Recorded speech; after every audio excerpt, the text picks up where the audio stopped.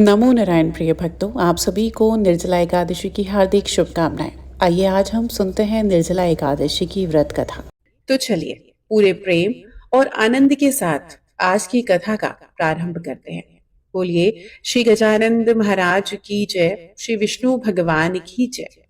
भगवान स्कंद जी ऋषियों से कहते हैं कि हे श्रेष्ठ ब्राह्मणों, एक बार परम ज्ञानी महर्षि वेदव्यास जी महाभारत काल में पांडवों के पास पधारे। वहां राजा युधिष्ठिर ने बड़े ही आदर और सत्कार के साथ व्यास जी को ऊंचे आसन पर बिठाया, उनके चरण धोए और हाथ जोड़कर खड़े हो गए।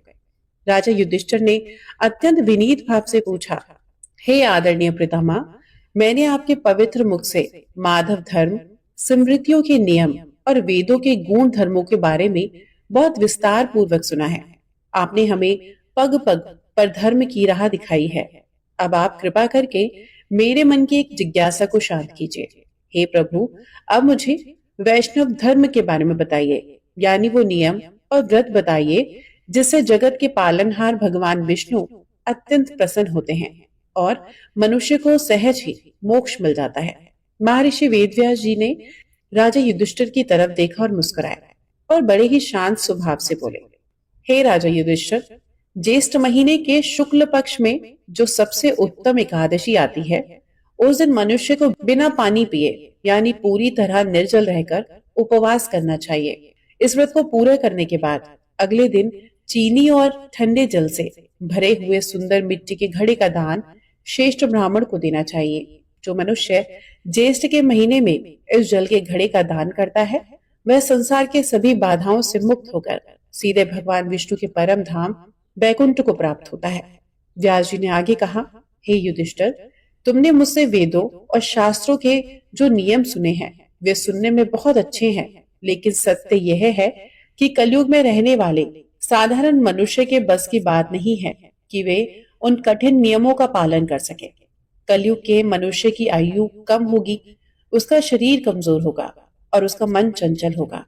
वे बहुत तपस्या या बड़े बड़े यज्ञ नहीं कर पाएंगे। इसलिए आज मैं तुम्हें सब पुराणों का निचोड़ा यानी सबसे गुप्त और आसान रास्ता बताता हूँ। यह एक चमत्कारी उपाय है जिसमें ना तो बहुत ज्यादा धन खर्च है और ना ही शरीर को बहुत ज्यादा कष्ट देना पड़ता है, लेकिन इसको मिलने वाला फल पहाड़ों से भी बड़ा और अनंत है। वह नियम है कि मनुष्य को हर महीने आने वाली दोनों पक्षों की यानी कृष्ण पक्ष और शुक्ल पक्ष दोनों एकादशी के दिन पूरी निष्ठा से व्रत करना चाहिए और अन्न को पूरी तरह त्यागना चाहिए। जो इंसान एकादशी के दिन भूलकर भी अन्न नहीं खाता, वह अपने जीवन के सभी पापों से मुक्त हो जाता है और मृत्यु के बाद नरक के दर्शन नहीं करने पड़ते। एकादशी का व्रत साक्षात नारायण का रूप है। जब महर्षि वेदव्यास जी राजा युधिष्ठिर को एकादशी के व्रत की यह महिमा समझा रहे थे, तो वहीं पास में बैठे पांडवों के दूसरे भाई महाबली भीमसेन के चेहरे का रंग उड़ गया। वे डर के मारे भीतर तक कांपने लगे। हम सब जानते हैं कि भीमसेन का शरीर कितना विशाल था, उसकी भूख भी कितनी तीव्र थी। उनके पेट में वक्र नाम की एक अग्नि थी, जिसके कारण उन्हें बहुत ज्यादा भोजन की आवश्यकता होती थी।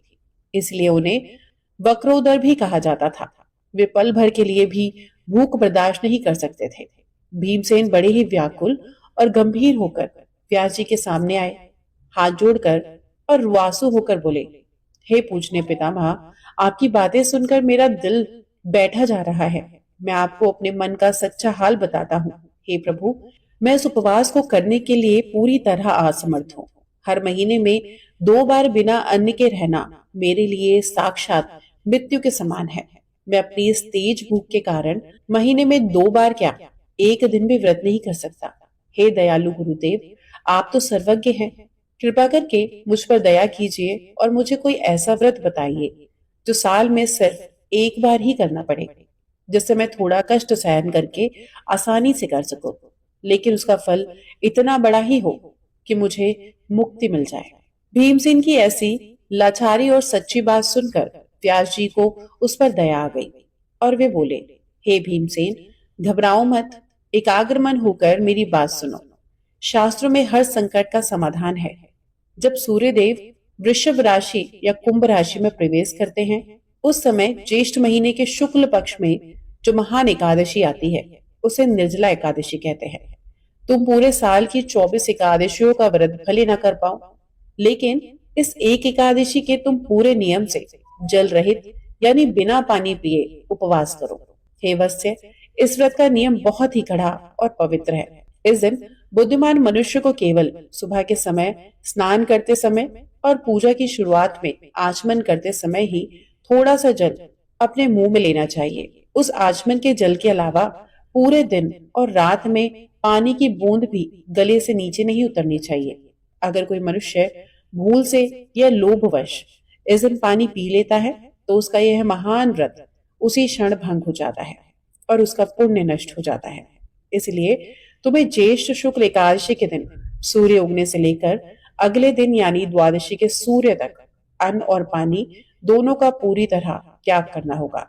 जो मनुष्य इस कठिन नियम का पालन कर लेता है, उसे बिना किसी अतिरिक्त मेहनत के पूरे साल भर की सभी 24 एकादशी के व्रतों का संपूर्ण और उत्तम फल केवल इसी एक दिन में मिल जाता है। व्यास जी ने भीमसेन को व्रत खोलने यानी पारण की विधि समझाते हुए आगे कहा, हे पांडव, जब तुम एकादशी का यह कठिन निर्जल व्रत पूरा कर लो, तो उसके अगले दिन यानी द्वादशी की सुबह सूर्योदय के समय जल्दी उठो, नदी या जलाशय में जाकर स्नान करो और पवित्र और भगवान श्री हरि का ध्यान करो।